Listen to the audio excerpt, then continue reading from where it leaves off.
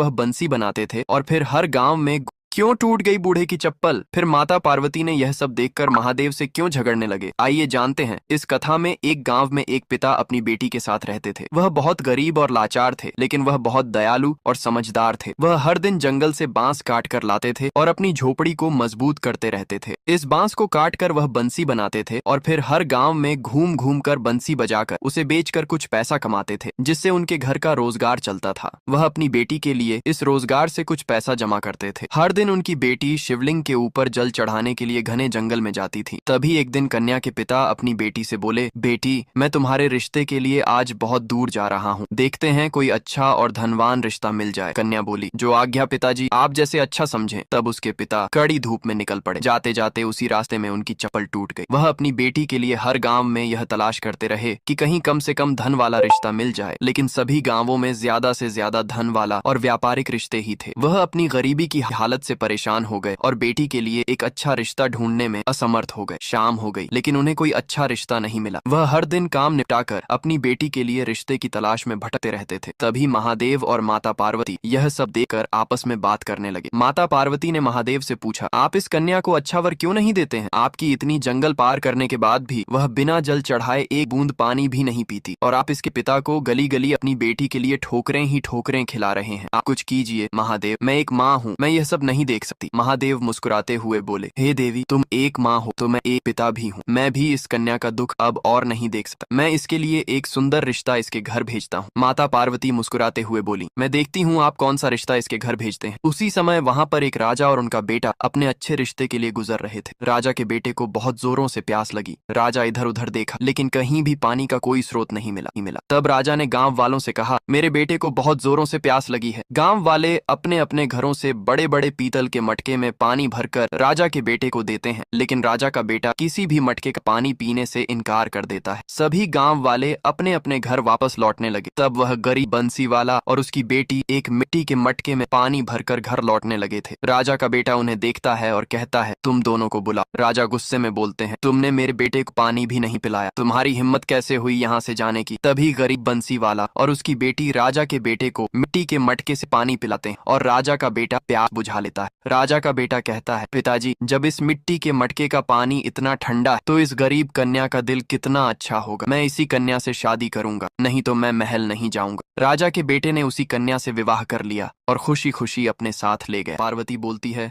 जो कोई इस कथा को देख रहे हैं उसने लाइक और सब्सक्राइब नहीं किया है। क्यों टूट गई बूढ़े की चप्पल?